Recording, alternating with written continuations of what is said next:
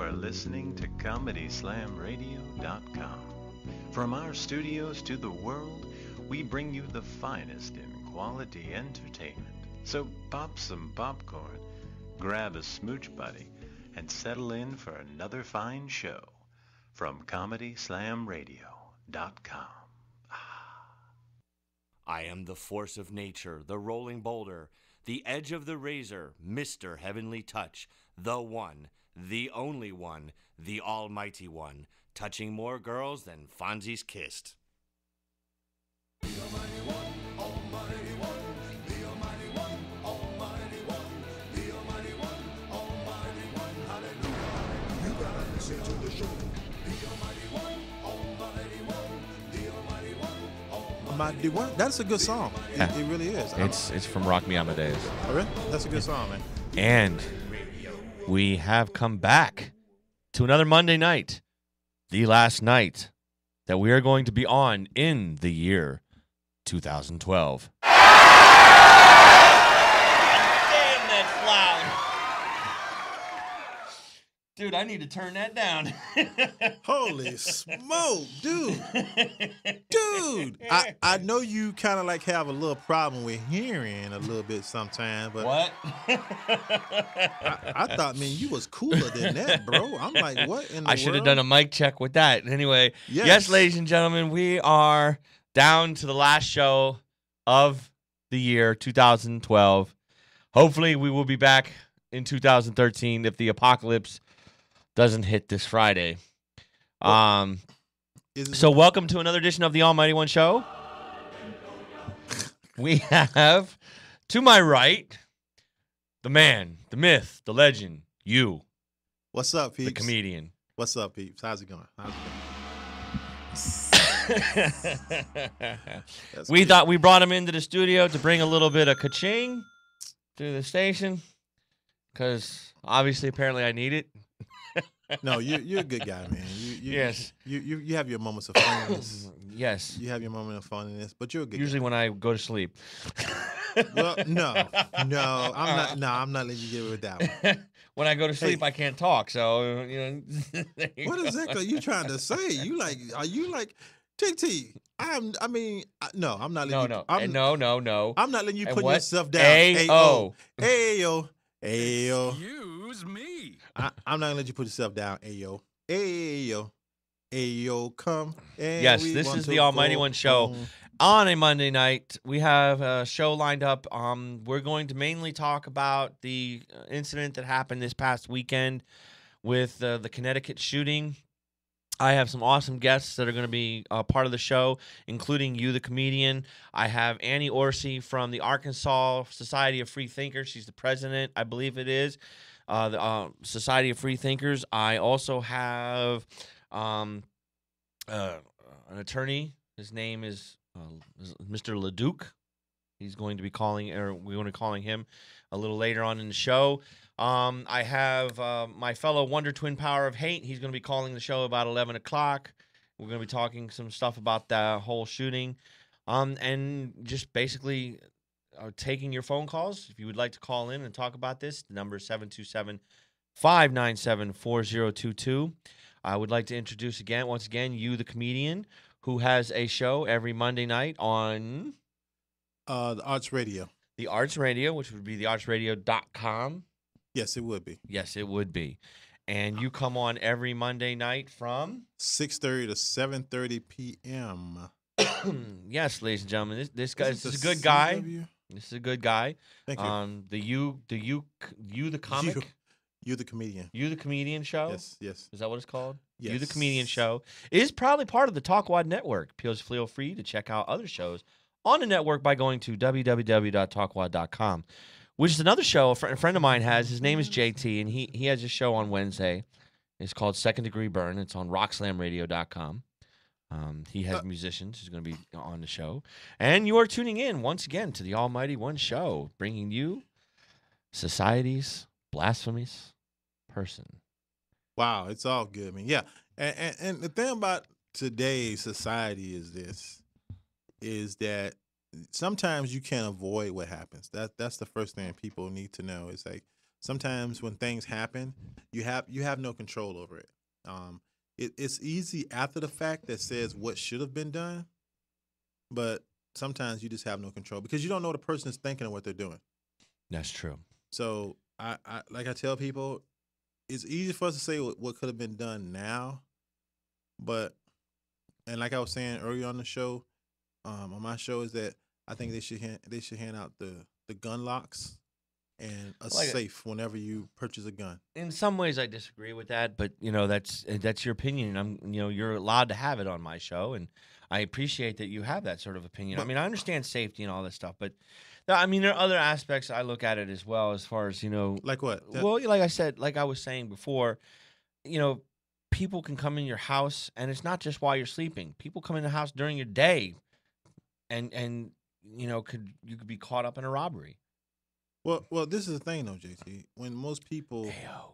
oh, I'm sorry, Ayo, I'm sorry, Ayo, but this is the thing, Ayo, is that most people when they keep their guns, they don't keep their guns at their bedside. Some do. But once again, this is what I'm saying to you. This is what I'm saying to you, Jo. I mean, Ayo. Just call me Almighty. I Okay. want to hear you say it once, just once. Maybe on your birthday. Okay, No, Christmas, just for Okay. Christmas. for Christmas. Okay. Just say it now. Okay. Let it roll off the tongue. Almighty. But what I'm saying to you is this: is that most people don't keep their guns by their bed for various reasons. Because some have kids, and some just don't keep it there because they keep it in a different place. So if a burglar breaks into your house, that means that you have to get up. Yeah, you have to get up and get your gun. You usually have to get up and get your gun, right? Not if it's next to me. But that's what I'm saying. Do you own a gun? No. Then therefore, okay. So take it from I people. did. Right. Okay. So did you keep your gun by your bed? Yes. Okay. In the drawer. And you kept your ammo at the same place. I kept my gun loaded. Okay. Let's put it this way. I kept my gun loaded with 2 bullets, and I always had the empty round because it was one of those 6-shooter type deals. I had the empty round first. There's no way that anybody could have shot themselves by pulling the trigger once. You would have had to have pulled it twice. I know you're not supposed to dry fire a weapon, but But this is my question to you, JT. Let's say you got your weapon. You get your weapon out, right? And you go into your living room, right? Now, by now, the perk knows that you know that he's there, correct? So he's I have an hiding. alarm in my house. Okay, yeah, whatever. Anyway. But he's hiding from you. So therefore, he has the advantage over you. So when you come in, are you going to cut the lights on? Or No, are you I have excellent night vision. okay, Hawkman. So Why's it gotta be Hawkman? I'm just because Hawkman has great vision. I have good night vision. I have Okay. terrible and but I'm saying to you is vision this. when that light comes on. Right. But what I'm saying to you is this: is that the person that's there in your house has the advantage over you because they know that you're coming, Mm. so they can hide. When you walk into your living room door, as soon as they see you, they can bust a cap in you. That's all I'm saying. Right. Well, we're going to be getting Patrick LeDuc on the show, calling in the show real quickly. All right. But just like I said, continue this conversation. It's terrible what has happened. Yes, very It's- terrible. I can't believe some of the things that were being said by the news media. I cannot believe some of the things that are being done by stupid people. And I'm not just talking the media. I'm just like stupid people. That's I'll the- get into that as soon as we get Mr. Patrick LeDuc on the air. He is a constitutional attorney. He's a constitutional attorney, and I know he does something else, but I can't remember right off the top of my head. But I just do remember one of his main things he does is constitutional Hello, law. Patrick LeDuc speaking. Hello, Pat. This is the Almighty One. Yes, How are you this evening? doing well. With me, I have you, the comedian. Hey, how's it going? How are you doing? I'm doing all right. All right. This is Patrick LeDuc. He's a constitutional attorney from the Tampa, Florida area. He's one of my sources, I like to say. And you saw the whole fiasco that happened in Connecticut this past weekend, if I'm not mistaken. Yeah, I mean it's unavoidable. Right.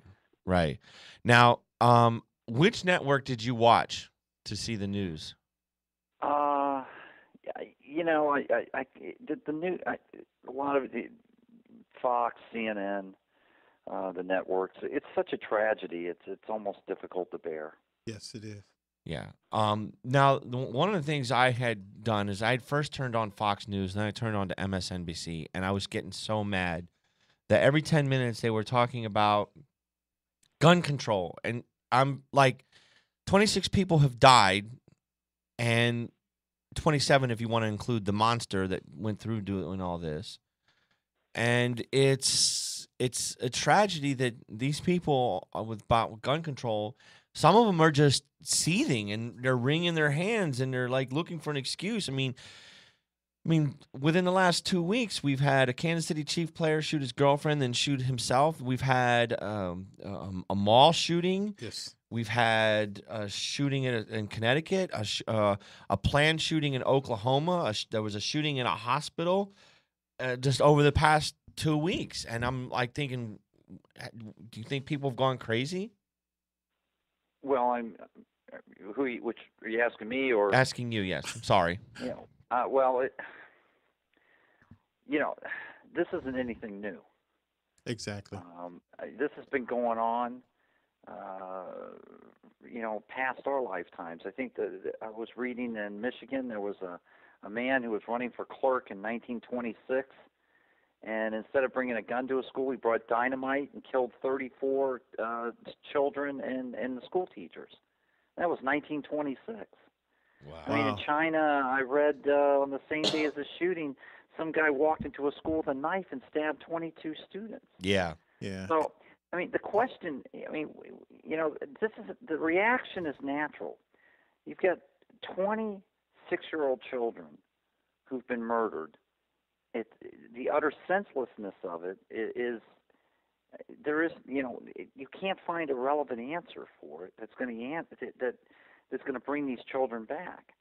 But there seems to be a connection to a lot of these events, whether we're talking about what's happening at Columbine or what happened at the movie theater in Colorado or the shooting out in Arizona or in this particular situation. And it has everything to do with the mental health of the individual involved. And they all seem to be tied to people who are desperately mentally ill and whose heart, for whatever reason, is darkened through some types of psychosis or sociopathic tendencies where they have just the idea of guilt and the idea of taking life, it becomes meaningless to them. And there is no rational explanation for it. My thing is this right here, and like I was saying earlier on my show, I think that, and I'm not saying this is not the cure in no shape, form, man, because there probably will never be a cure for this. But my thing is this: if a person purchases a gun and they start charging an extra, let's say $50 extra for if you purchase a gun, and with that they give you a lock for your gun and a safe, and it's just like anything else. I think if you give somebody something like that, then give them the opportunity to say, okay, well, now I have no more excuses. I can't leave my gun laying around, because some people say leave the gun laying around close to their bed because they want to get to it. But I think if you was to hand them something like that, per se, then I think that'll cut down on a lot of things that are going on in today's world, as far as like kids just getting a hold of your gun and taking it to school, somebody getting your gun and shooting people. And I'm not saying that's a solution, but I'm saying I think that'll cut down on maybe even if it saves 1/3 of the stuff that's going on now, I think that would be a success. And that's my idea of what they need to do as far as when you purchase a gun. I mean, that's not a bad idea, actually. I mean, but frankly, in a country where you have, I think, 220 million firearms, Right. the idea that any amount of law or legislation is going to make an ounce of difference here, and notwithstanding the constitutional issues involved, but it's not. And in fact, the logical argument stems to the other side. In Florida, we put Hillsborough County where I live, which is Tampa, and throughout the state of Florida, at the high school and the middle school level, we have sheriffs in every middle school and high school. And it's interesting, like in the Colorado movie theater situation, that particular gunman, he avoided 3 theaters where you could have concealed carry where he realized that somebody in that theater might be packing a weapon. Exactly. And it just seems to me that if somebody in that school had a firearm, a lot of lives would have been saved. And frankly, I say this as a lieutenant colonel in the U.S. Army Reserves. I don't think what people want to do is have signs out in front of their homes to say that this is a gun-free zone, because the burglar is going to like to know that. As he comes into your home and says, hey, this is a gun-free zone. But what we do is we put up big signs in front of elementary schools, in front of all our schools. And in the case of Connecticut, where they have some of the best gun control laws in the nation in terms of being able to secure a firearm. I mean, if you look at Chicago, where they have draconian gun laws, and yet the murder rate in Chicago is the highest in the nation. And it just seems to me that if you're in the state of Texas, where everybody seems to be having a weapon, you've got to be brain damaged to break into some guy's home thinking that the guy behind the door might have a gun. Exactly. And, I believe and it's just, Idaho. The logic, you're not going to get rid of 220 million weapons. Exactly. I believe it's Idaho. I believe there was a city that made an ordinance that you must own a gun, and the crime rate is low. And it's astronomical that you put these draconian gun laws in, for this or that. And like I was saying before to somebody before, there was a country, and I wish I could remember the country. I tried to look this information up, and I couldn't find it. But they have strict gun laws, and yet somebody managed to go into a school and shoot people. And then you mentioned the whole China thing with the person who came in with the knife. I'm just like, in Missouri also, you figure what was his name? The Kansas City Chiefs football player, he shot his girlfriend and then himself, and he was the nicest guy you ever want to meet. And then also in Missouri, I believe it was Missouri, there was a police officer who shot his wife and then shot himself. He's a police officer. The funny thing is the bad guys are going to break the law. Exactly. If you pass, there's studies done that said if you pass a seatbelt statute, just by passing the statute alone, 80 to 85% of the people are going to comply with it. and so if you pass a law, the law-abiding citizens are going to comply with the law. The ones who never comply with the law are the ones who are breaking law in the first place. And the problem we have in the United States today is we're passing way too many laws. We've gotten to a point where nobody's obeying anything because there's so many things that we don't comply with. Illegal immigration, we get 12 to 20 million illegal, or what do we call today, undocumented individuals in the country. We have all of these laws that say about who you can hire and what you can hire and when you can hire them.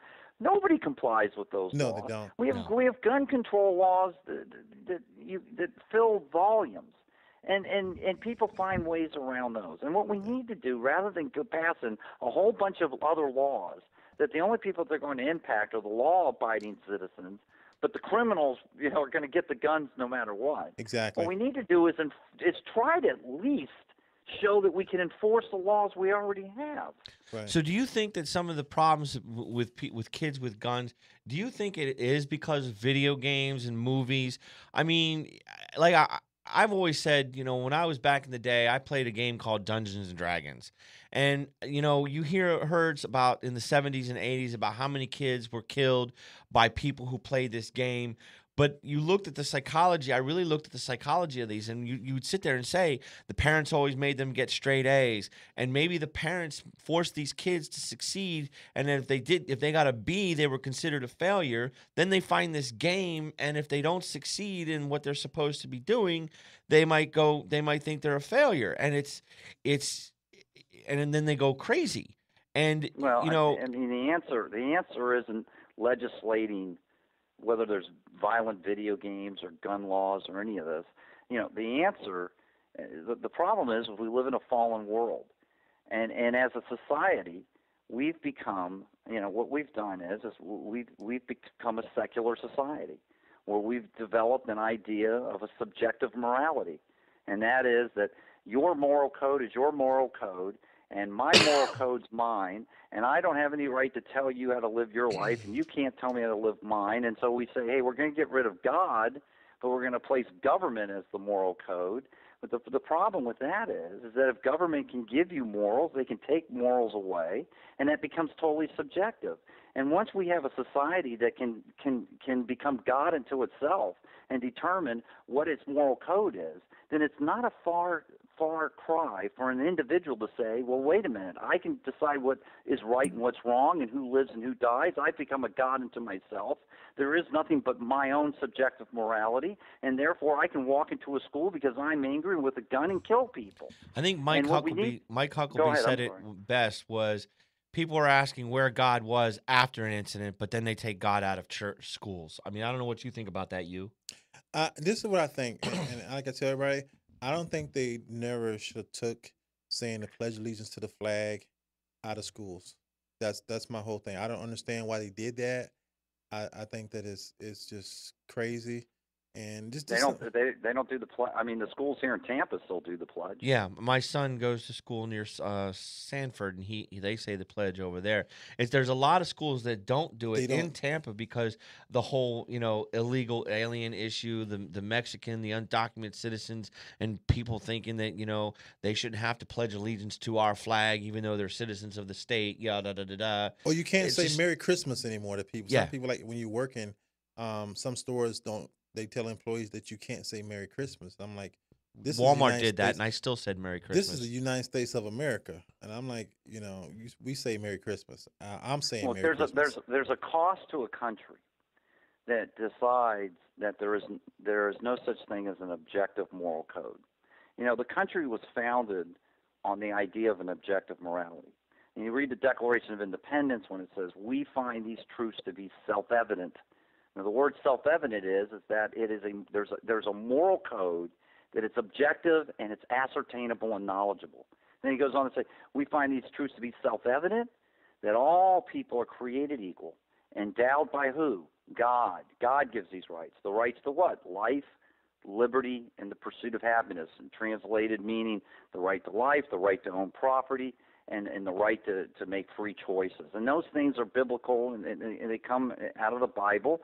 And the framers were looking, when they developed this form of government, were developing their thought processes from others such as Blackstone and Locke and Montesquieu, who were great men in history, and found these principles coming out of the New Testament ideas of an objective moral code.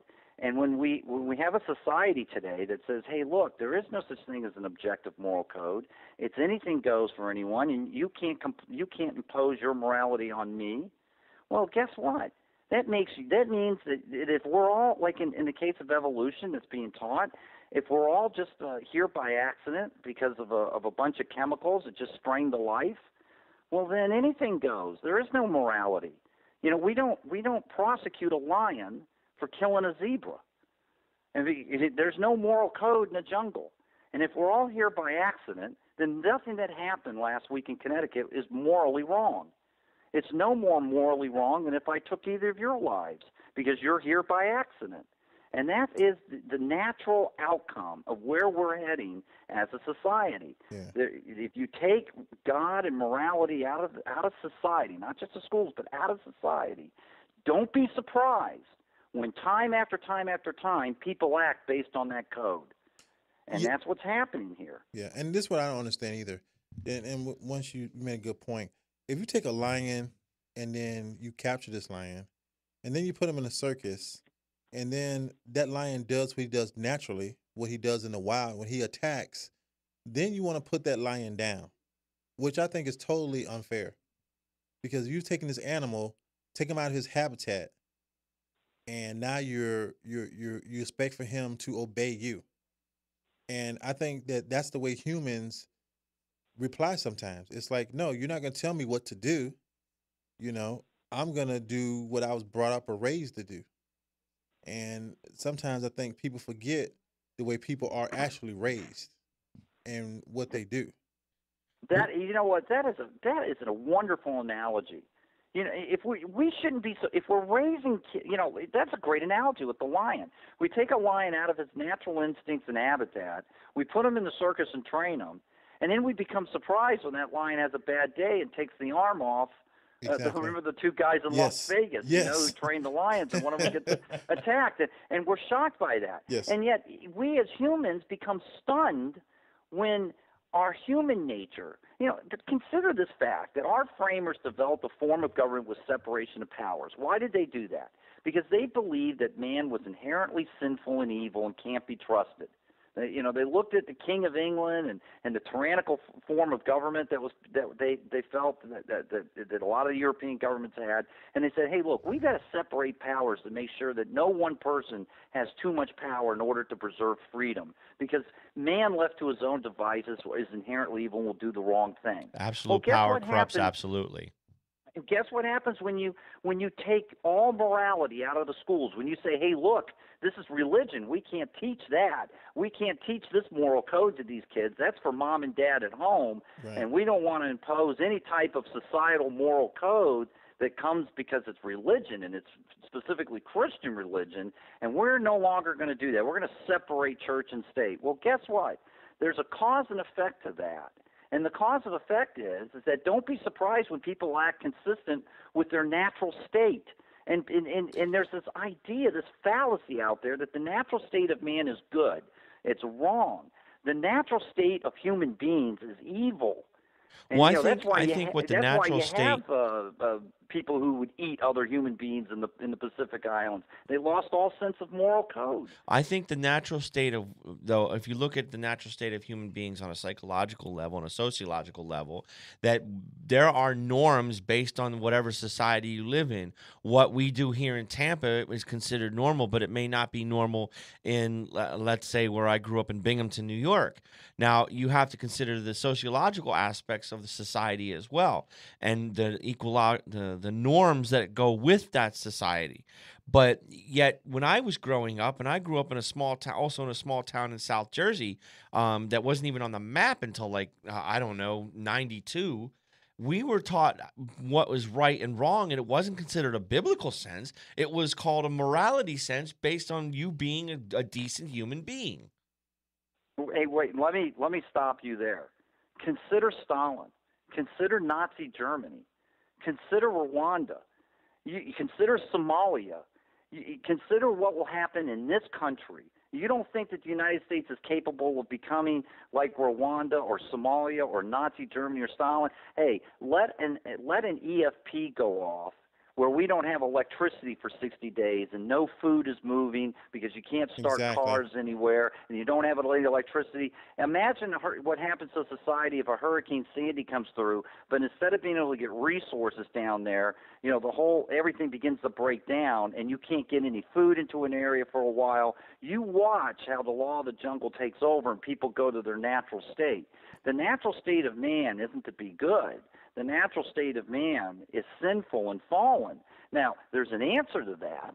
And for me, as an evangelical Christian, the answer is embodied in a loving Savior and a loving God through the atonement of Jesus Christ.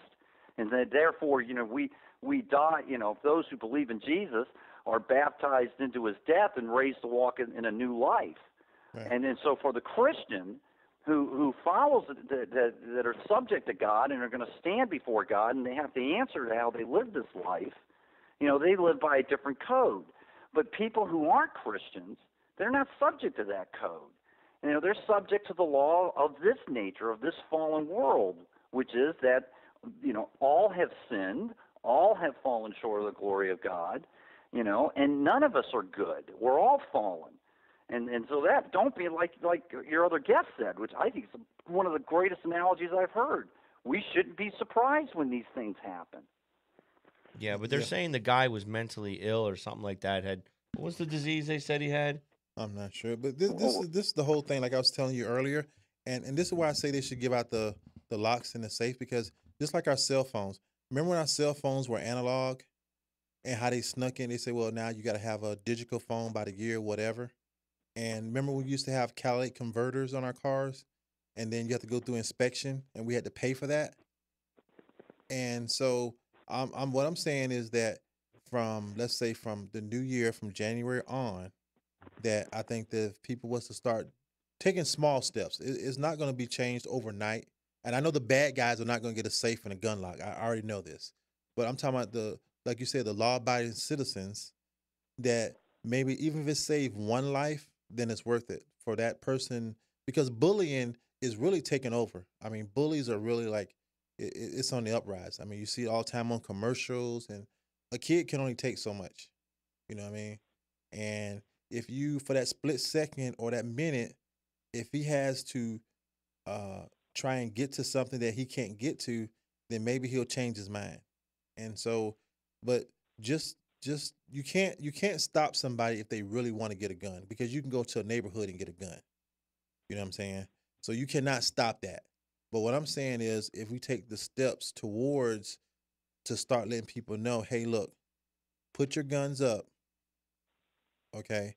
If you don't, then there's got to be a step that's taken, because this is just getting crazy now. I mean, like, and this is the thing that gets me, when people shoot up schools and stuff, they kill themselves, you know? So that person that does this, he's already have suicide on his mind. You know, he's not going to get taken. The law is not going to take him. And by the time, if you notice, they're always attacking these places where people don't have guns. And so you can be prepared, but you can't be totally prepared. So I No, think you can't, and unless unless you're armed, exactly, there's no way to defend yourself in these situations. exactly, It's utterly helpless. yeah, And it's sad. I mean, and the problem with it is, and I think, I look at what's happened in Connecticut through it, hopefully through a different prism.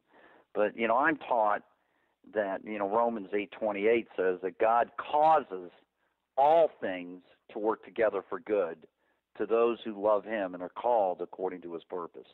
And so, in the situation in Connecticut, even this, God didn't. It wasn't God's will for what happened to happen. right, It's Jesus said, "Hey, pray that God, your will be done on earth as it is in heaven," because God's will is not always done on earth, and it certainly wasn't God's will for somebody to walk into this classroom and kill 26 people. right. But God caused it to work together for good, Exactly. and the good that could come out of this The one is thing that it could be changed lives. the one thing, and we got to wrap this up soon, but the one thing I saw that really surprised me is they had a rabbi, they had a Christian preacher, and I even saw a picture of a monk talking to somebody over there, and it's just great to say that all these religions are coming together to say, hey, we need to have some sort of divine intervention here. We need to make sure that this is happening. But I mean, on another note, one of the things I saw was, and what was the last thing I wanted to touch on with you was, I've heard that the Westboro Baptist Church in Kansas is actually going to be picketing these funerals. What can you say? Some people, their 15 minutes of fame has long since passed. But that what needs to happen here, and here's another opportunity. What needs to happen in this situation is for people. Jesus said to do two things: to love the Lord thy God with all your heart, mind, strength, and soul, and to love your neighbor as you love yourself. And what needs to happen here is people need to be loved on. You've got people in Connecticut who've lost children. I have an 8-year-old daughter.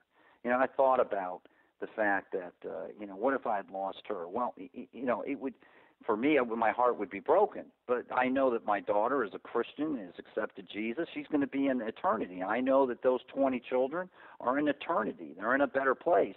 I can say that with confidence. It's a temporary loss. But where I would look to say is that what people need to be is loved on, and what can be the good that can come out of this is for a nation to find its soul again. There's an Old Testament verse that says, if the people who call me, if my people who call upon me by my name will repent and seek me, I will heal their land. And we are a nation whose land needs to be healed, and it starts with people who profess to be Christians. The Christian people who call themselves Christians in this country need to get right, And in doing so, they need to start loving on people who are in a lost world, who are hurting, like this young man. There's a lot of people out there who are really hurting and are in need of some love, and that's where God's people need to come in. And the way you solve these things isn't through new laws, isn't through more gun control, but it's in a nation that begins to understand where it gets its rights from. Okay. And Well, listen. turning back to a God who can love on them. Well, listen. I got to wrap this up with you. I got a call that just came in, but I want to thank you for being on the show, Patrick LeDuc, a constitutional attorney here in Tampa, Florida. I really look forward to doing another show with you sometime in the future, and thank you for your input. It was nice talking to you. Thank you for having me. I really enjoyed it, and wish you the best of luck. And it was nice meeting your guest. Thank All you right. very much. Thank Thank you you. very much. Bye-bye.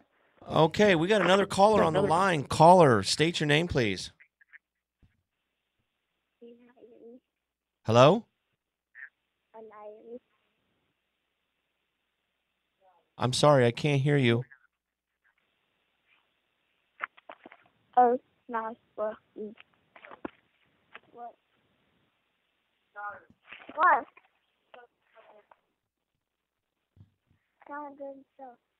Hello? Hello? My name is Anai. Hang up. Okay. I don't know what that was. I don't know, man. I don't know what that was. Make sure y'all lock the doors. Make sure you lock the doors, bro, because I can't be running out those doors. You know what I'm saying? I'm like, wow, dude. What's Okay, going on well, with your world? our next guest we're going to be having a call. We're going to be calling up is going to be Annie Orsi from the Arkansas Society of Free Thinkers. We're going to make that phone call. So what did you get out of that? Well, pretty much. I mean, he basically, basically was saying the same thing I was saying to an extent, and basically, like I was saying before, there's really no solution to it. You know what I'm saying? We just need to come together. You know what I'm saying? And pray and show hospitality and warmth, because you don't know what somebody's thinking. Right now, somebody can be plotting to do the same thing, or they already plotted doing it. So, like I tell people, you have to take steps to. Hold on 1 second. Hello. Hi, this is Annie Orsi. Ann. Ann Yes. Orsi, I'm sorry. This is the Almighty One Show. Hi. Hi, I've got a guest on the show. His name is You, the comedian, Hello, how you doing? Hi. and you are from the Arkansas Society of Free Society- Thinkers. Free thinkers. That's right. Right. Okay. Well, I had a couple questions for you. Now, you are to those people who have never heard me talk to this organization before. I had talked to a Leewood Thomas. You are an organization made up of atheists and agnostics. Well, we do have religious members too. Basically, what we are is an activist group for separation of the church and state. Okay. Well, the whole shooting that happened in Connecticut this past weekend, what has your organization thought about the whole, I guess the religious aspects that's been put into the whole situation? Well, the organization as a whole, probably every member has a different opinion. We think it's a little ridiculous to say that God wasn't in that school. If God could be with Daniel in the lion's den, then he could be in that school. I'm not really sure the religious aspects of it. I mean, I don't think that this shooter did something because of his religious affiliation or lack thereof. At least that's not been reported in the news. So, I don't know what religion really would have to do with it. Okay. When you say that God was there, you mean like he was watching it, or what exactly do you mean when you say God was there? Well, if you believe in a God and you believe that he's omniscient and he's everywhere at once, then how could he not be there? You're by absolutely right. definition? You're right. I mean, that's Right. I would think one of the things that I'm sorry, go on. See, the thing about it is, with people is this: we all we make excuses, or we say something to validate what we say. You know, somebody might say, "Well, God wasn't there," you know, because they say, "Well, my religious." But if God is everywhere, like you said, then He was there. That's just point blank. And I'm not trying I'm not, you know, saying nothing against anybody's religion, but you always hear people say God is everywhere. You know, you can't say that God is everywhere and then say, well, He wasn't there when this happened. Where he was at on vacation. You can't say that. Well, I think one of the things that they were trying to say was that, people were, saying that God is not in schools, which, and one of the things I said, I don't know whether you agree with this, Miss Orsi, or not, but I believe that everybody believes in a particular God, or you believe in no God. Okay, that you could have a bunch of people praying for the same people, but they're not necessarily praying to the Christian God. So, I mean, I saw a picture before of like 4 or 5 different races of people. One of them was Asian, one of them was American Indian, one was white, one was black, one was Hispanic. The Asian guy who was Chinese could have been praying to Confucianism or ancestralism, which is another religion that Chinese people believe. The American Indian could have been praying to a specific god. The white guy could have been Christian. He could have been Jewish. Same for the black guy, the Hispanic. So I don't believe it's just one necessary God that everybody's praying to, and taking God out of schools. I don't think it's a wrong thing. I think it's a wrong thing to force one particular religion to be prayed at a school. I don't know what your opinion is on that. Well, I think it's wrong for one particular religion to be promoted by a school, too. I feel very strongly about that. There are too many religions in this world for us to pick one and say that's the one we're going to establish. And that's what our Constitution says we're not allowed to do. Now, that's not going to stop anyone who has religious belief from praying in a school. It happens every test day. We know that. We're not silly. I mean, and I think somebody said that there was a teacher who prayed with her students while that attack was going on. That was know what? More power to her. If that made her feel better, she was in a terrible crisis. She was in a terrific, horrific situation. If that's what she wanted to reach out to feel good, as long as she didn't alert the gunman to where she was by praying too loudly, I got no problem with that. She basically took all the children, and her name was Caitlin Roig, and she took all the children and she put them in a bathroom, and she put a bookshelf against the door, and she prayed with the kids. Now, I think that, I can't say whether that prayer saved them or not. Myself being somewhat agnostic and believe that all religions basically say the same thing: treat other people as you want to be treated and be nice. No matter what God you believe in, whether it's the American Indian God, the flying spaghetti monster, the Christian God, the Judaist God, the evangelical God, whatever you want to believe in, that all religions have a same secular saying. Well, and those with no religion call it wishful thinking, and you can better believe there was some wishful thinking that gunman didn't find them and their kids. Exactly. See, this is the thing. What do you think about the Pledge of Allegiance in schools? Well, I think it's another way of indoctrinating kids. I don't know that it serves a great purpose. Especially with young children, I don't think they really understand what it means. Right. Okay. Right. But see, this is the thing, and because like when I was growing up, we said to pledge allegiance to the flag. It says to the United States of America, whatever, right? And right. So in that incident, it was something that we grew up with, and it was one of those things that, whether whatever God you believed in, they're not saying that you need to believe in, our God in particular. It's just saying, pledge allegiance to God. So whatever your God is, that's what they were saying. So I don't have a problem with, saying the pledge allegiance to the flag, because it was one of those things for what the United States stood for and a whole bunch of other things. Now, here's the thing.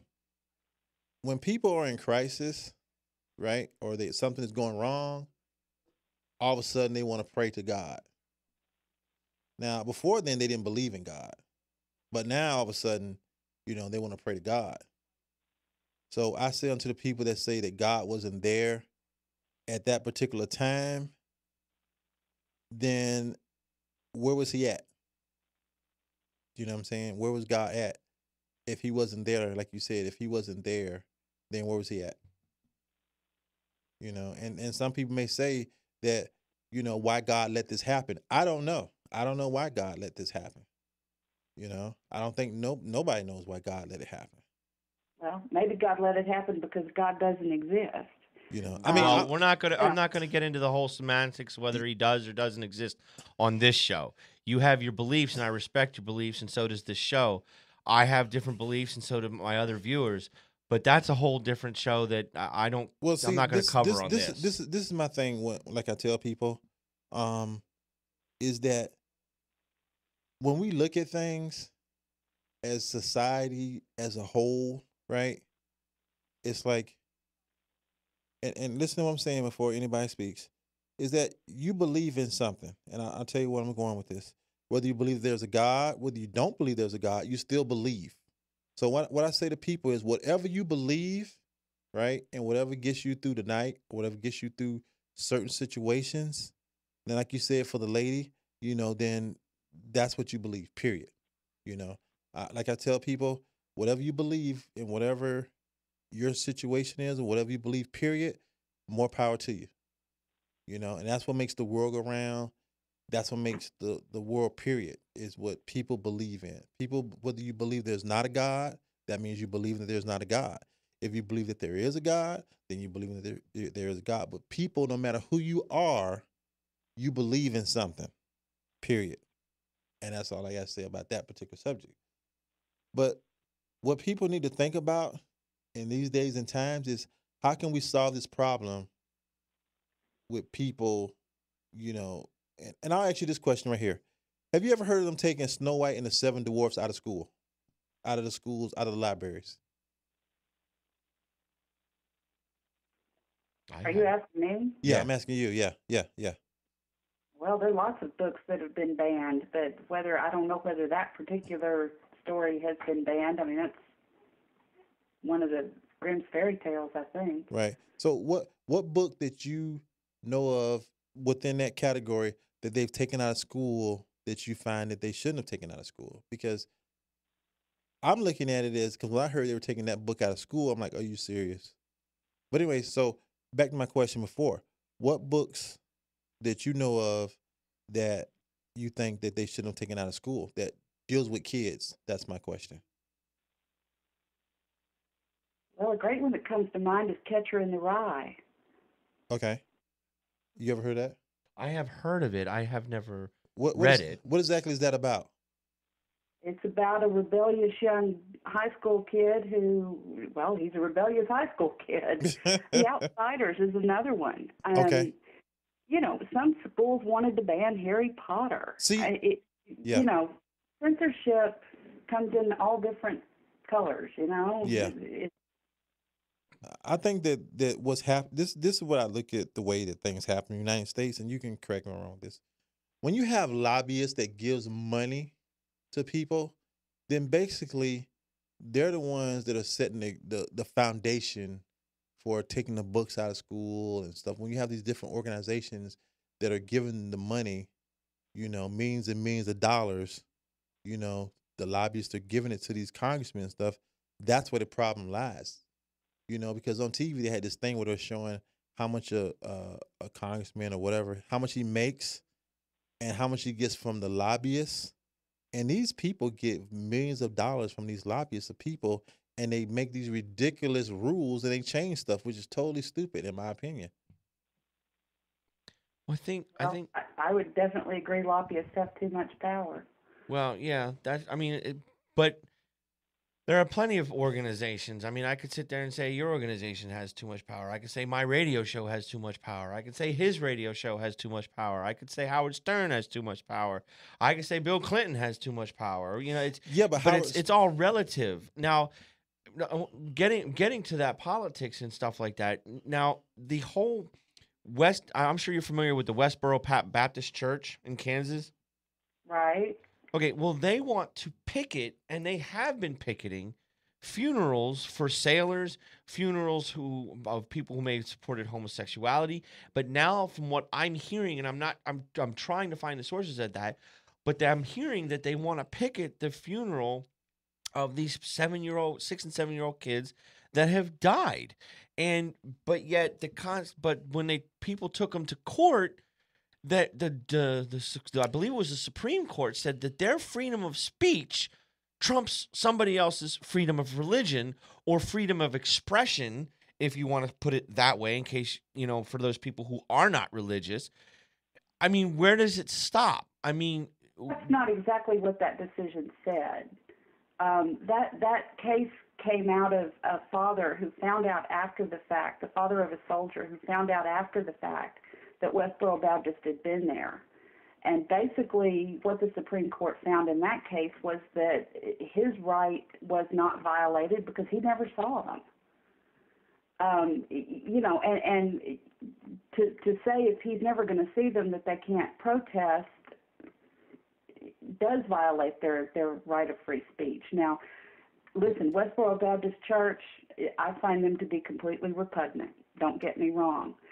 But at the same time, there's got to be a reason for stopping their speech. If they go to protest the funerals of these children, and they've made some statements publicly, I think that there were some statements made on Twitter, and Anonymous hacked them because of it, to the effect that they were going to go protest either a vigil or the funerals. And if they actually follow through with that, they're going to have some very angry people. Very. To deal with. And it's not going to matter what faith those people are. If they're not with Westboro Baptist Church, they're probably going to be pretty angry at the people of Westboro Baptist Church. Yes. That's not a free speech issue. That's a decency issue. Yes. Yes. Right. I think sometimes when people do stuff for attention, they don't think of the repercussions that will occur. Once you get a group of people going downhill, then it's like, hey, then you got other people jumping on the bandwagon, trying to get their little 5 seconds of fame. And if they do this, it's going to get, I think it will get kind of messy. I think it'll be really ugly. There have been counter protests that have been threatened if they do this. And essentially it's going to be, people from one website locking arms to prevent them from getting anywhere close to the funeral. Yeah. Right. And stuff like that. And that's, Westboro Baptist Church, one of the ways I've heard that they make their money and keep existing is that they wait for counter protests and for people to attack them, and then when those people are successful, they sue the cities where this happened. Oh, okay. It's been through enough. Gotcha. Well, I think I have a major following in Kansas, and if you are listening to the show out in Kansas, I really am going to ask you to protest their church, and I also believe that there is a petition going out for committing that church, if you want to call it a church, as a hate group, and they got about 18,000 signatures, as I know. If you get 25,000 signatures, I believe that the White House has to take it under consideration immediately. And I'm hoping that we can get those 25,000 signatures to consider that this group, this organization in Westboro, is a hate group.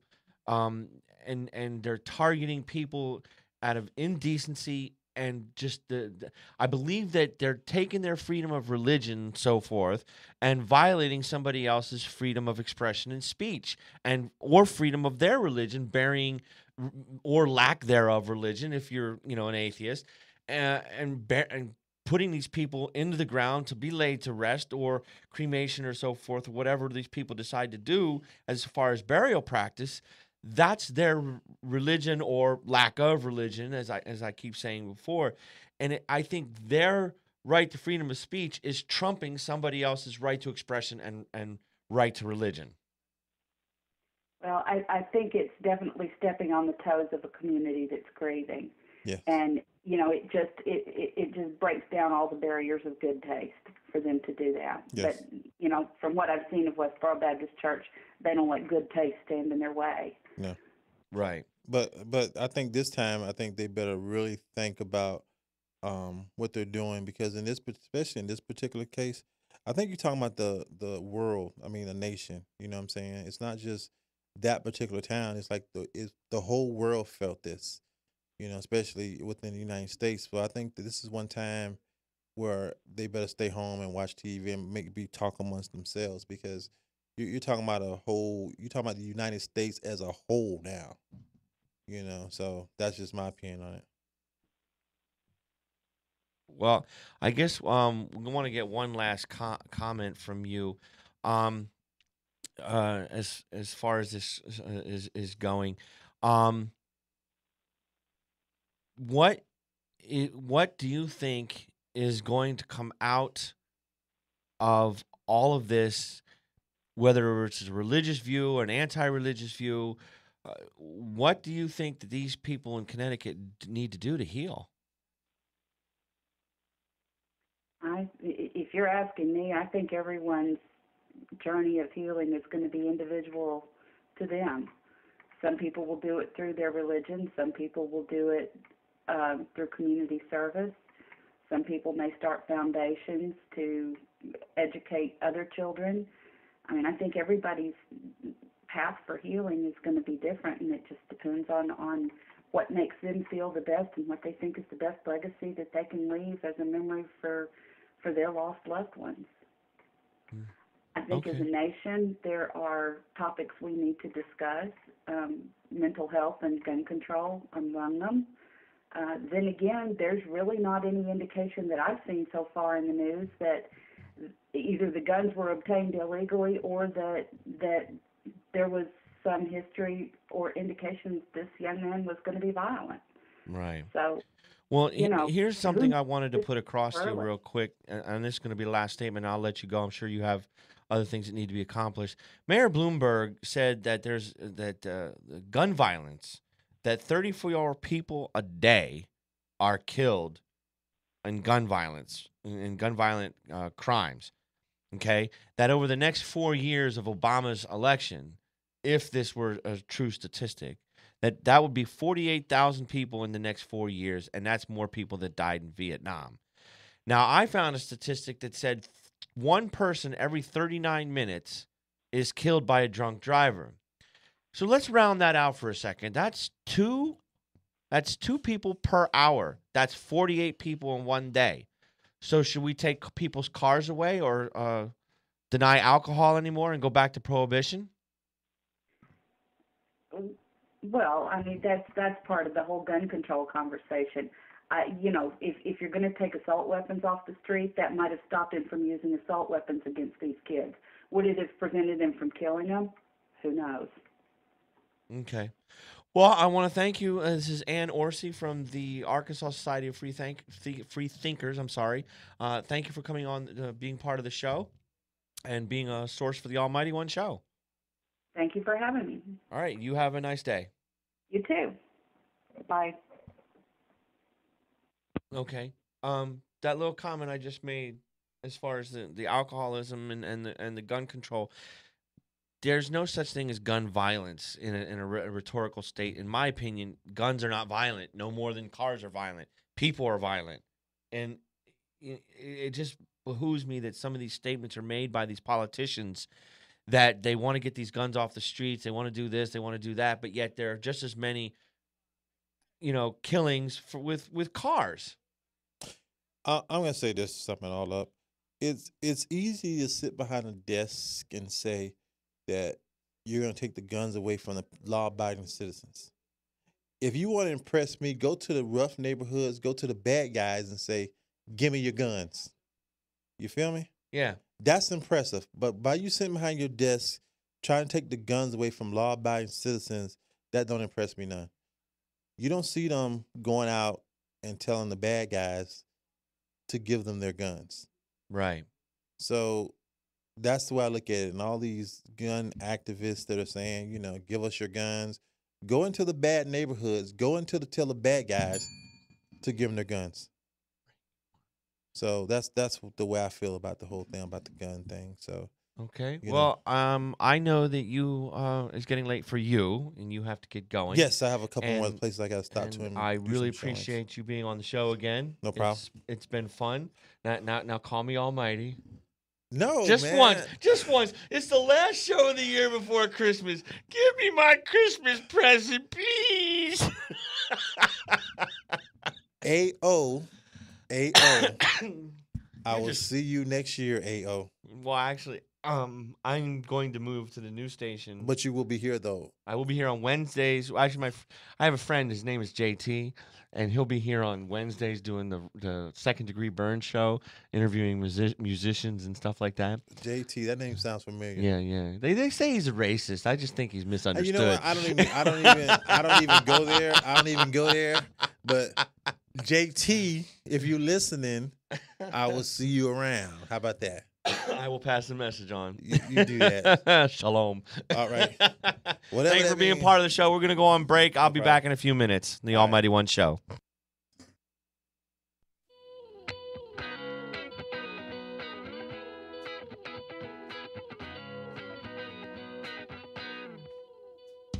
Stop and go. Everything's moving so fast. Sometimes it's hard to know which way to turn. Feel trapped, get free. Just gotta slow things down. But now we're gaining speed.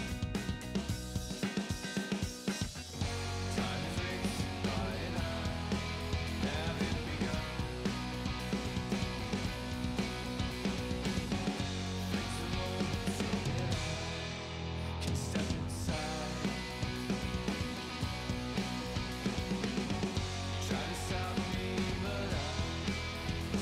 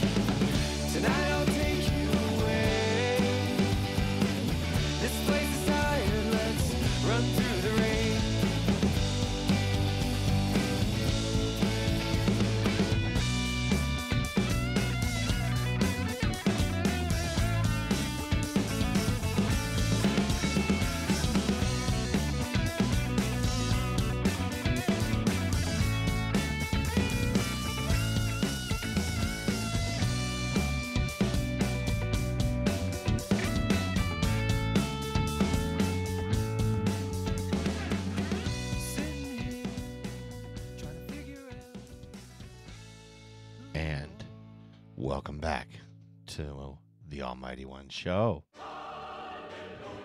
Yes, ladies and gentlemen, we've had two excellent guests. I'm waiting on one more at the top of the hour. Real quickly, though, I think one of the things I wanted to do was read some of the names on the show and some of the heroes that help protect the people that, some of these kids.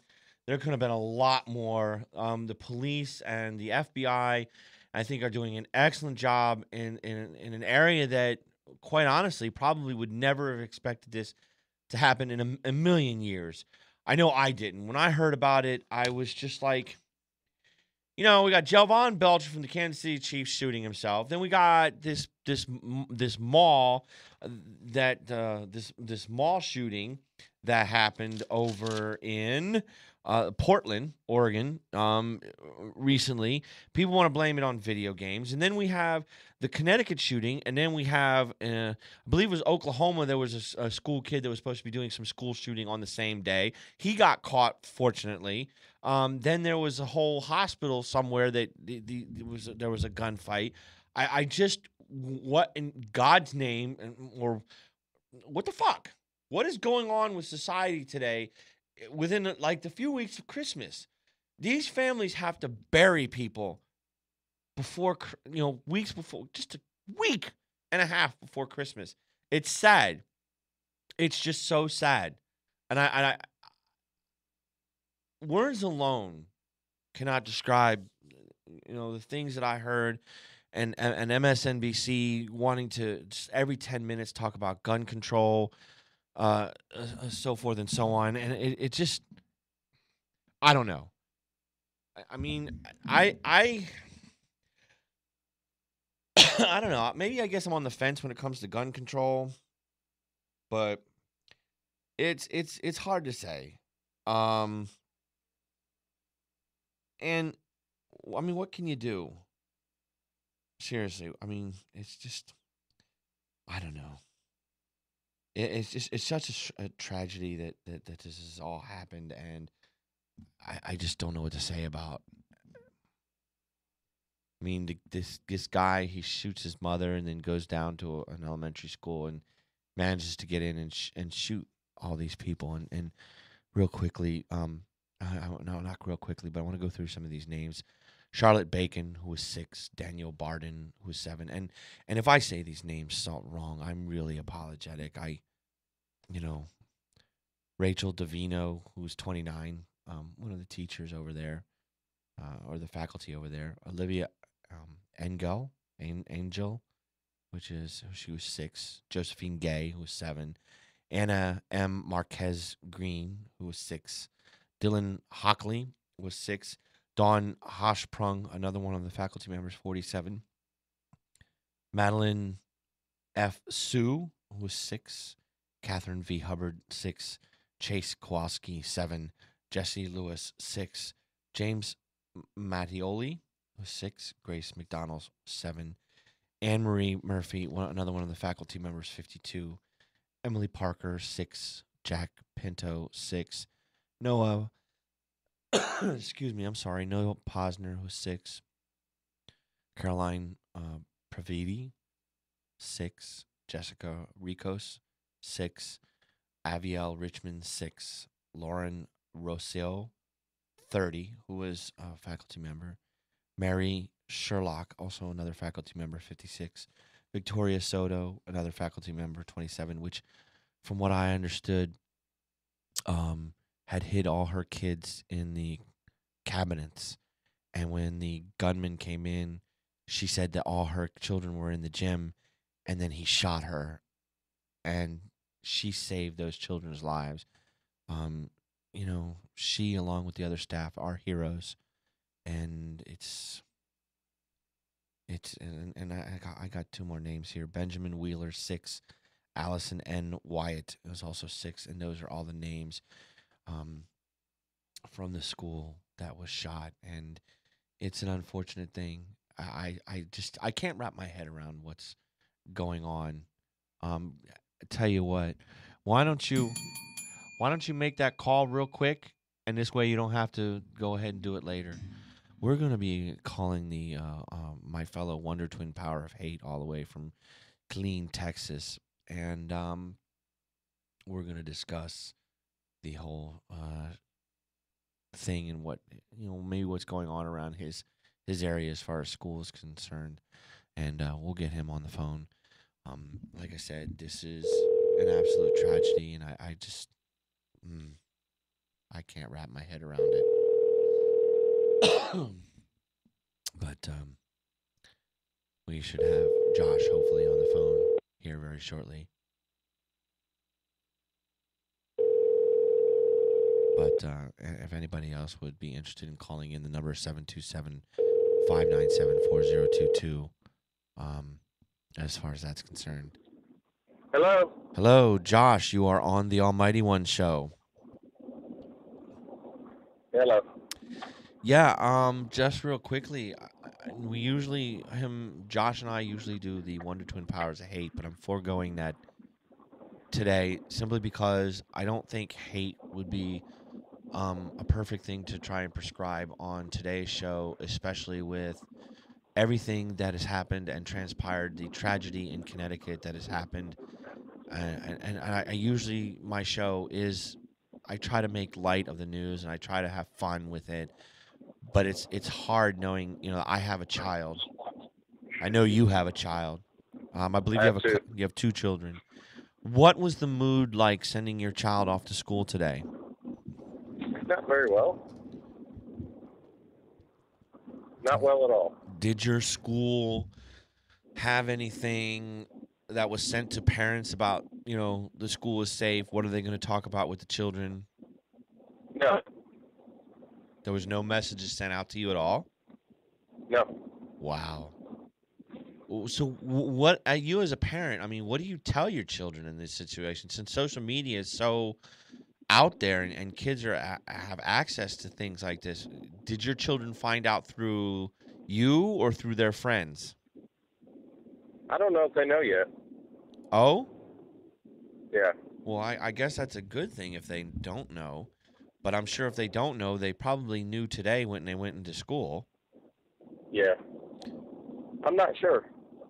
Huh. I know it's a little tight-knit school. There's only like 80 people. Right. Well, I'm sure somebody heard something about it and it probably managed to discuss the whole event. But, you as a parent, what do you tell your children in case they ask? Hello? I guess we lost the call. Here's what we're going to do. We're going to access my phone through... Woo. We're going to access my phone, and we're going to call this guy back. So... let me see if my mouse works. Yeah, there we go. Okay. Yeah, I guess we lost you. Yeah, I'm in the backwoods. So anyway, as I was saying before, what do you tell your children in a situation like this? I don't really know. I do not know. When did you first hear about what had happened? When I was at work. What day? Oh, I can't. Thursday or Friday. Well, the incident happened on Friday.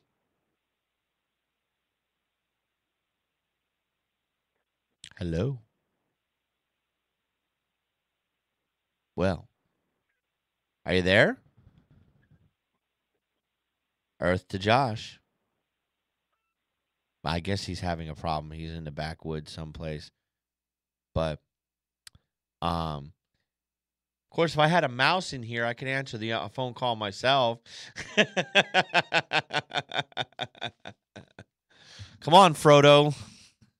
Hey, they keep replacing the mice. Yeah, the mice, the mices. I'm gonna blow the mices to pieces. Yeah, there's a cartoon that goes way back. But yeah, like I said, it's hard as a parent to I got a kid that's 14 years old, and I like, wow, what does he know about this? What is happening in the state of the school? Oh, it looks like we got our call back. Hello. Josh. Yes.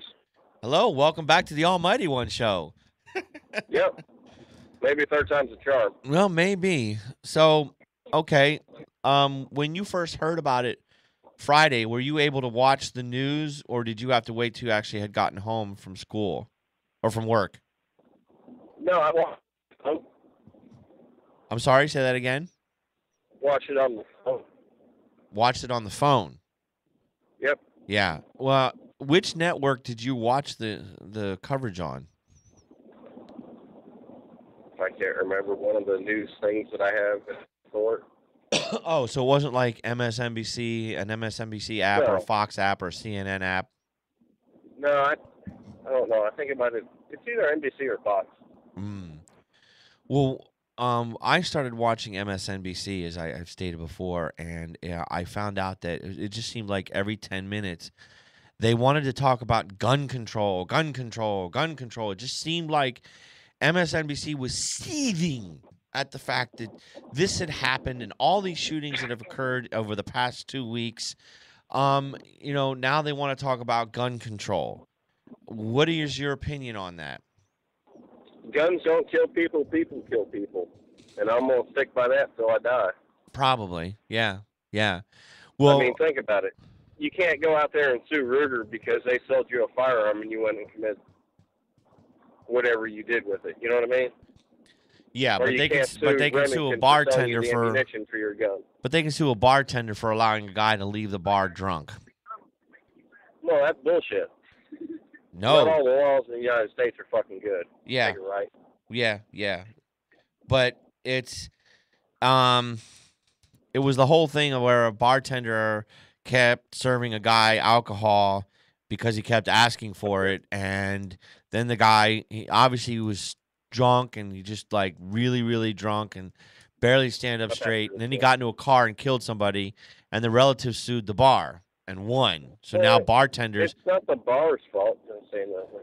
Yeah, but if alcohol, which is supposed to impair somebody's ability to think straight, then the bartender, who's obviously sober, should have known whatever and not kept serving him alcohol. So I mean, then you've got to deal with irate drunks.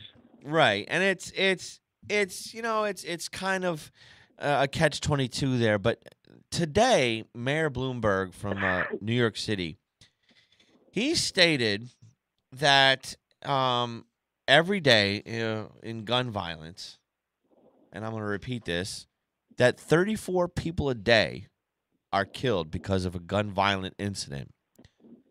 Well, I did some statistics, and I found that drunk drivers, one person every 39 minutes. So let's round this down for a second. Basically, 2 people an hour are killed by a drunk driver in a vehicle, in a collision, okay? Yeah. And that amounts to 48 people per day. Yep. Which is more than so-called gun violence. Guns aren't violent. People are violent. That's right. So maybe we should take away people's alcohol consumption. True. Maybe we should take away people's cars. I don't see nobody. What do you think about that? Maybe we should take away people's cars. No, I work out of my car. Exactly, I do too. But we want to Make try to money. control things that harm other people. Well, cars hurt other people. You're not even including road rage, people texting on their phone, people talking on their phone. How many car accidents and people are killed because they're talking on their cell phone, texting, or whatever it is they're doing while they're driving. Give me 1 second, JT. 1 second. Give me 1 minute. I'll be right Okay. back. All right. Well, we're gonna keep on talking. Yes, ladies and gentlemen, I find it hard and inconceivable to believe that politicians want to put the blame on inanimate objects. Guns kill people. Cars kill people. Drunk drivers kill people. Alcohol kills people. This kills people. That kills people. Well, hey, guess what? A meteorite can kill people too, but you don't see us outlawing space dust. I mean, are you serious? Come on. It's absolutely ridiculous. I think, it's people kill people. The only way an inanimate object can kill you is if it's done by an act of nature. If there is an earthquake and there is a gun on a counter or a gun in a gun case or something like that, and the gun falls over because of an earthquake, yes, then a gun can kill you, but it was operated through an external source like nature. Okay? If a mudslide comes out and takes the car that's in the way of the mudslides and smashes into another car, and there just so happens to be a person between those two cars, the cars killed you, but it was because of an external source. Okay? It was because of an act of nature. So a vehicle, a gun, any inanimate object cannot kill you unless man is behind it or it is by a force of nature. I mean, Correct. I could throw a quarter off the Empire State Building. If it lands on somebody's head, the quarter didn't kill you. I did. I just think people take things a little too far when it comes to that concern. And I know, and I hate to say this, but it just looks like the Democrats and some of the liberal media are going to sit there and try and construe this like MSNBC did. 28 people were dead, or 20. Well, at the time, I believe it was 26 people were reported dead. Okay, or 24, whatever it was. It had 18 children and 6 adults.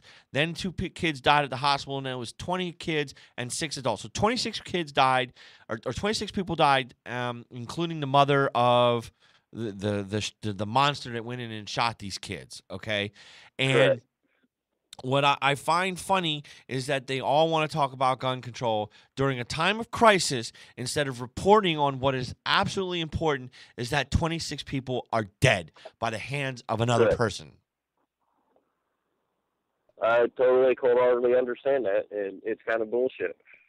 That's what I said. I had to turn off MSNBC, and I turned on Fox News, and a lot of people say, well, Fox News is blah, blah, blah. Yeah, but you know what? They reported the news as needed to be. And I'll have to say this. I'm not an Obama fan. I'm not an Obama supporter. But you know what? Okay. I think he handled this properly.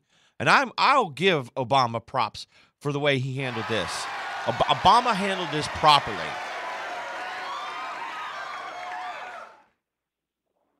Oh, yeah.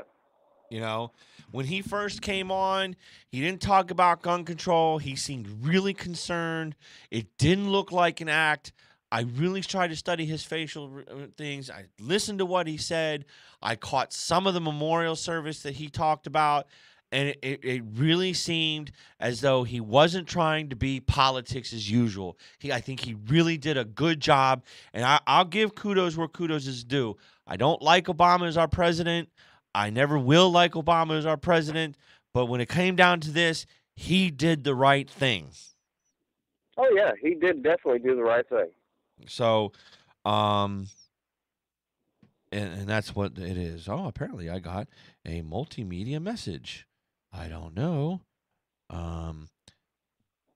So can't get the picture. Oh, okay. Apparently somebody can't get the picture. Well, if you can't get the picture, try reloading the screen. To my If you one can't get the picture, use Internet Explorer. Yes. It looks like it's broadcasting here. It seems like everything's okay. So I mean, what did you take out of the whole incident that happened this weekend? How much of this did you manage to watch? Not very much, because I've been working so back that way. I can cross over and stay on the service road and head north. So. So I Yeah, mean, did you I think didn't about watch maybe too not much on sending it. your daughter or son back to school? Yeah. And you would have then had to explain why to your Oh, yeah. children.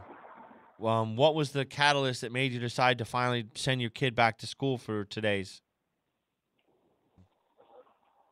Well, they don't really live with, so I don't really have a choice on that.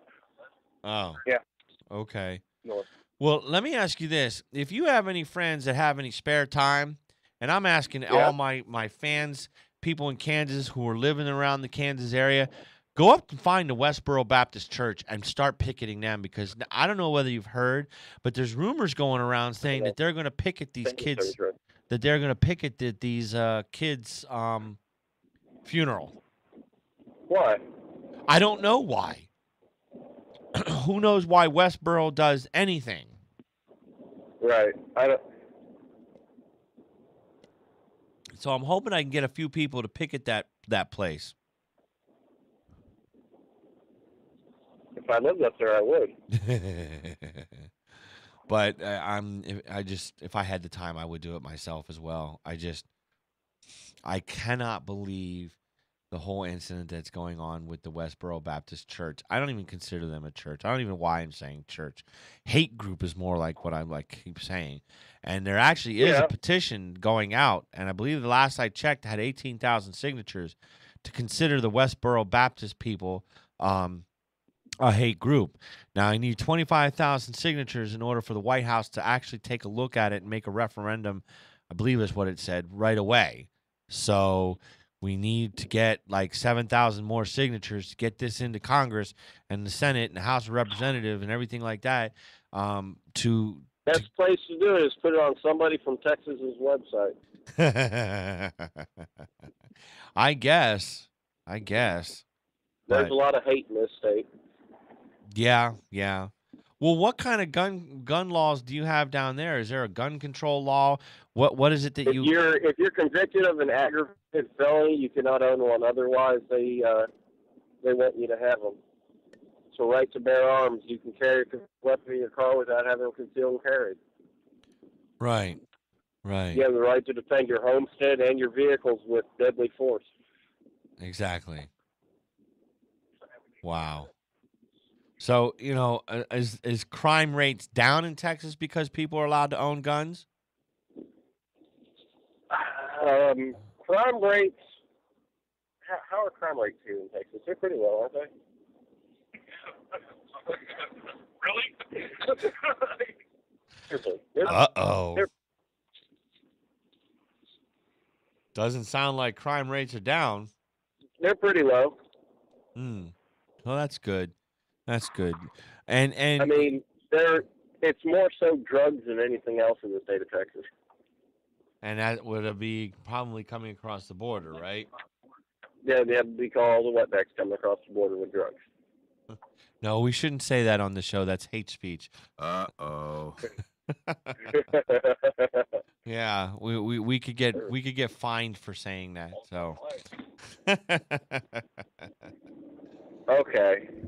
The Hispanics who come across the border, the illegal aliens that come across the border. So, with all their drugs and whatnot. What? Yeah, exactly. What?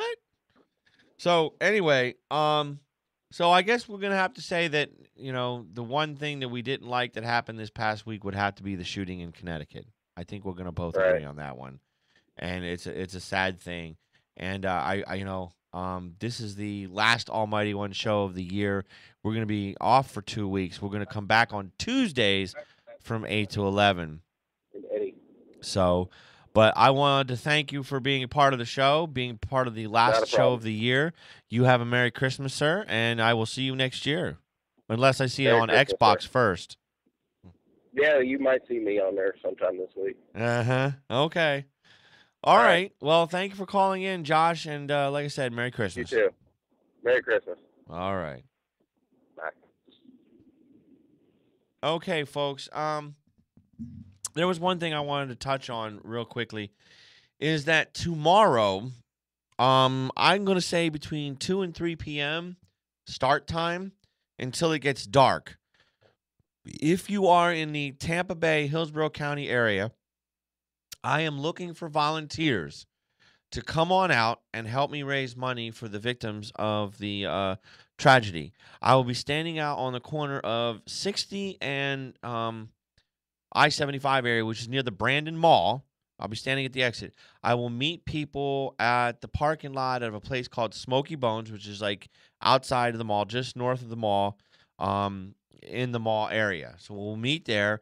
We'll go out. We'll try to raise money for the victims of the Connecticut shootings. And I tried getting on the phone with the Connecticut governor to try and see if he would do an interview. Unfortunately, he was too tied up to do anything about that. I tried to get the sheriff. They're also tied up with their investigations, and I totally understand that. Ladies and gentlemen, it has been, like I said, a bad month for all the tragedies that have happened. Javon Belcher shooting his girlfriend, shooting himself, the whole shooting over over there in Connecticut, as well as the shooting in Portland Mall that happened not too long ago. Then there was a police officer in Missouri, or I believe it was Missouri, that shot his wife and then himself and left their kids parentless. That's a shame also. I honestly have to say that, this is the last show of the year. We're taking a couple weeks off to spend time with our families, reflect on the past year, and hopefully come in with a new year with, a different outlook. Hopefully, things will be better. Of course, if the apocalypse doesn't, if the Mayan calendar is correct, maybe you won't see me next year, and who knows? We'll have to see what happens. Who knows what is right and what is wrong? I just want to say that I have had some excellent guests this past year. I have had Dave Frank, who has been a part of my show at least a couple times. Dave Hines. I know Gwiggy has decided to make his appearance every once in a while on the show. And I have had some other excellent guests on the show. Dave Hines. Dave Hines. No, oh God, here we go. It's like we you know what? We got 3/4, we got 3/5 of the cholesterol's of comedy. Why would you even fuck the cholesterol's of comedy? This is what OTM does when we fucking come into fucking one. places. Damn it. We take over. So I'm tired of hearing you called the Almighty One, and I think I am the Almighty One. Listen, I think my name for you is better. Wow, you look surprisingly very familiar. You look exactly like JT Byrne. No, Like they've told me that, 100%. but they've told me that. Even your DNA matches his. Your new name is Fat Hobo Jesus. Fat Hobo Jesus. That's brilliant. I like Jesus Claus. No, okay, that's not even close. is this are you like making a list of little girls you want to come and visit? Yeah, because they're all little girls. Jack, Noah. Hey, I don't know what Hey, kids' man, names we are. don't judge, People do all kinds of things. I saw someone in the mall calling Gay for a marriage is hunter almost legal now, the other day. Okay. Those are the names All of the right, people that have died. Let's not just make, looking at your notes. Let's not make fun of that list. That's, All right. that's not a list to make fun of. Oh, it's okay. That's the list of the people that have Call died. some of the people on his phone. That's more I'm not fun. gonna call people on my Horrible. You phone. could at least Are told those me both that your before I phones? made a Yeah, dick of well, myself. duh. What do you think? I'm gonna have names of people on my list? You're like, I don't know. seriously, girl, 67 years old. Hold on. people you wish you could have sex with? I don't know. You know what? You're absolutely All right, wrong. all right. My point is, I just wanted to come in. We got to drink. This is the last show of the Almighty One for the year. All right. Next Bye, year everybody. I come back on Tuesdays. And you're going to be in a Different station. station. Openthemic.net. OTM. I'm out. Bye. OTM for life. But gotta go get He's drink. with the NWO. but Dave Frank, it's been a pleasure having you on a few of my shows. Thank you. Gwiggy, it's been You know something. it's been having better you. when I'm No, on the show. no, You know it it's is. really not. Everybody else. But you're knows actually that. not even Yeah. supposed to be in this It's set. it's what I been remember. You mentioned my name and his name and his name. That so we doesn't all mean came that in. doesn't mean you come into my studio and just Dude, like. you just just came in. ransackled my show and opened up your mouth without permission. Yeah, but I wanted to let visit you and on say my hi. show because you But I know banned everybody you from my keep show tuning and you into opened the your Almighty mouth. Butterball. you went never out- banned my This is from your show. Dave whatever. Hines, OTM. Openthemic.net. Dave- Every Wednesday at Billy Dave Jack's Burger Hines is Shack. And maybe this will be the last Wednesday you have the thing if the apocalypse does happen. I'm The- voting the for zombies. Zombies. What are you voting for? Apparently, I'll be dead. I don't need to vote. Oh, okay. Well, they say that people are gonna float out and everything. Gravity's gonna be all fucked I'm up. hoping I don't think I'm vampires gonna finally float. come in because I want. What? You only weigh what of all 325 pounds? Oh yeah, are you trying to get me laid? Hey, if you want to lay Dave Frank, you want to get Dave Frank laid on the show, Hey, he's please got call the internet for that. He doesn't need 727-597-4022. I don't And need we your can- horrible fucking. Well, we need to get AIDS outer Dave world. laid. He has Match.com to get laid. Don't worry. Yes, I do. Just You don't go to fine. J-Date? No, I look too Italian for J-Date. Yeah. Yeah. All right, we need a shot. Okay. Well, it's been. The least you can do is put the mic back the way you found it. Why? We're trying to hide your face. Shit. Don't put shit back. We're trying to hide your face and stop and stop the What a gamification maroon. of the audience of the. What a Almighty maroon. People don't even say the word maroon anymore. I say the word maroon, and that's my show. See So you later, whatever. baboon. You have a happy New Year, sir, and Thank you. enjoy the rest of your Hanukkah. It's over, but thank you. You're just a little late. Oh yeah, that's right. It was over yesterday. I forgot about that. My apologies. Stay slow, my friend. Stay fat, my friend. No choice. Yes, ladies and gentlemen, that was the Three Musketeers, the Three Butt Buddies. Oh, shut up, AIDS Dave. No, you did not get me a viewer. I've had a viewer. I've had millions of viewers. Listening on one computer at one Listen, you had a viewer tonight. I You have- had many viewers throughout your lifetime. No, Most of you know what? those are No, at the Bronx Zoo. cut. I need to wrap up my show, you freaking clown. Listen, just Listen because here, they freed you ass clown. Let me say my sentence. Just because they freed you from the baboon section of the Bronx Zoo doesn't mean I have to talk to you. Okay, monkey. Good day, sir. Good day. Good day, monkey. I say good day. Good night, monkey. Anyway, that's the hilarity that happens in the Almighty One show. I look back on this past year and reflect on some of the shows that I've had through the good times and the bad times. You know, there were people that doubted me. There were people that decided that they wanted to ban me. They wanted to make fun of me, say I was a racist, say I was this, and say I was that. You know, and you know what? I've proved to people I can do the show. And it's been a good year. I've had plenty of support from my Facebook fans. If you get on Facebook, look me up. My fan page is facebook.com/The Almighty One Show. I have a another show. The group page is called The Almighty One Comedy Show. And then my personal Facebook page, which is The Almighty, one word, and one show was one word. I've had many guests this year that I really loved. My first major call-in was Alonzo Bowden. I want to thank him for being a part of the show back in April. Mary Ellen Hooper was a part of my show one day. Dr. Dirty had called in. You know, Tom Arnold. Thank you, Tom Arnold, once again for calling the Almighty One show. I really appreciated that. Wanda Sykes was also a part. I had an awesome year. We had the Cholesterols of Comedy, you know, who were part of Comedy Slam Radio, putting on an awesome show twice this year. I hope for bigger things in 2013. That's, of course, if we're still here. Yay! What do you think, Frodo? You think the world's going to end, or, you know? I think if the Mayans were so goddamn smart that they would still be here. There's a joke saying if the Mayans were smart, they would have predicted the Mexicans too. The invasions of the Mexicans or the Spaniards or whatever you want to call them. Anyway, ladies and gentlemen, it's been quite a year. We've had serious talk. We've had fun.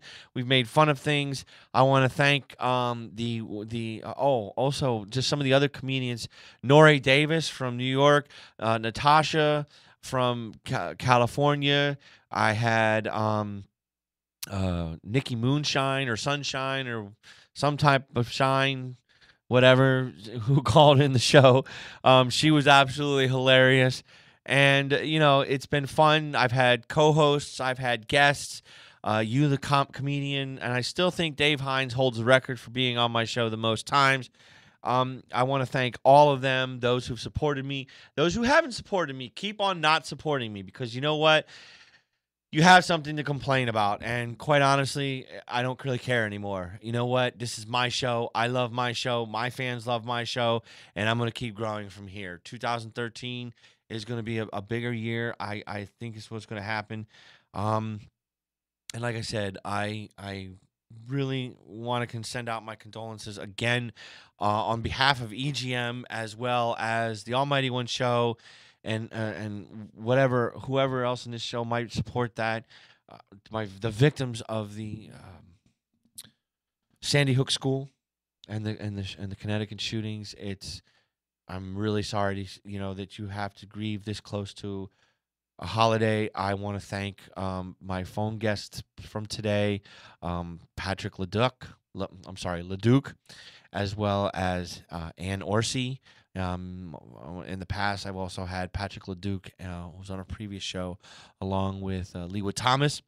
I have had all kinds of people that have called in, and like I said, continue to call in next week, or not next week, in the next year when we do the show. I want to have some awesome stunts, some awesome prizes. Like I said, we're going to put an awesome show together, and it's because of you fans that I do this every week. Wow, I just, I know as my show is coming down to a close, it's hard to, thank everybody all at once. Like I said, I want to thank to those people who have supported me, especially those people who have supported me, who've helped me put on an awesome show. And wow, it's I know I got about 10 minutes left before I have to leave, and it's hard to acknowledge that the year is already over.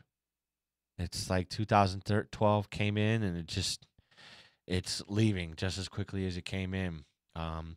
Hopefully everybody's a little bit older, everybody's a little bit wiser, and we'll go from there. Like I said, in the next year, we're going to have some awesome things coming up. Like I said before, also, if you are interested in helping me out tomorrow for the fundraiser, you can go ahead and call me 813-455-4061, and we can discuss that. Or you can meet me at the Smoky Bone restaurant.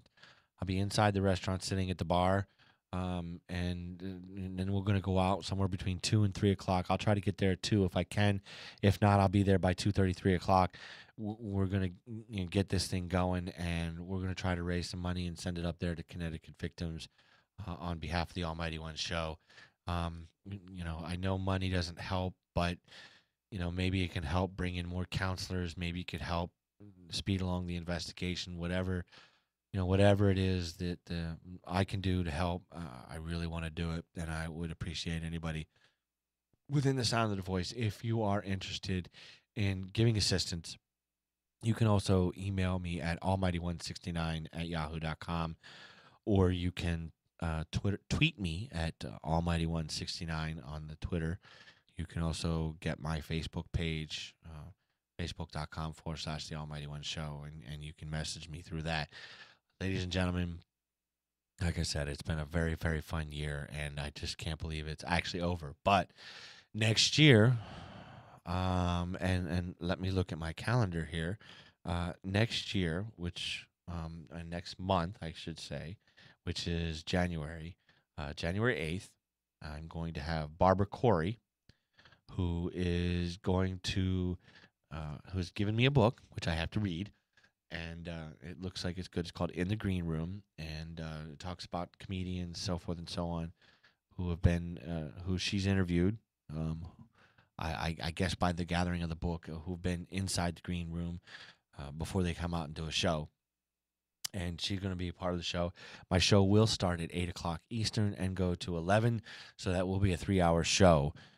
The Almighty One show is a part of Talkwad Network. Please feel free to check out other shows on the network by going to www.talkwad.com. Also, this Wednesday, we have Second Degree Burn, who's going to be doing a show on rockslamradio.com, which is also part of the Talkwad Network. I look forward to seeing each and every one of you next year. I look forward to putting on some more shows. I can't really think of anything else that I wanted to talk about. I just want to wish everybody a Merry Christmas, or whatever it is you're celebrating, whether it's Christmas or not. I want to wish you a Merry Christmas. I definitely want to wish everybody a Happy New Year. Please, please, please, please, please, here at the Almighty One Show, be safe. Be safe. The day after Christmas is a bad day to go out as far as shopping is concerned. But, with all you all returning your gifts, which I absolutely think is a load of crap. I mean, people went out of their way sometimes to buy a gift, and you guys return it and whatever. I also would like to say that, with New Year's Eve, if you're going to drink, call a cab. I want to see everybody here next year sober and having a good time on the Almighty One Show. I guess I'm going to end about a couple minutes early here because I think I've talked about a lot. And like I said, I'm going to try to come here next year with a positive attitude, and hopefully all the tragedies that have happened over the past month and over the past year will, circumvent themselves and not be privy to what's going on anymore. Like I said, I want to thank Frodo out there, who I still think I'm not going to go see the Star Trek movie. I'm not getting into this with you. No, I want you to get into it with me. Come on, man. I'm the man. Call into Nerdorama, 11 o'clock on Sundays. Oh, yes. Nerdorama, which is also part of the Talkwad Network. Please feel free to watch that show and any other show on Talkwad Radio or Talkwad. What the hell's the name of this thing? Talkwad.com. And you can watch Nerdorama, The Almighty One, Second Degree Burn, Dave Frank Show, something. So anyway, this is The Almighty One. I want to say once again, thank you for 2012. It's been a fun year. I look forward to more in 2013. And just remember, I'm going to say this for the last time this year, I am not better than everybody. Screw that. Yes, I am. Have a good one.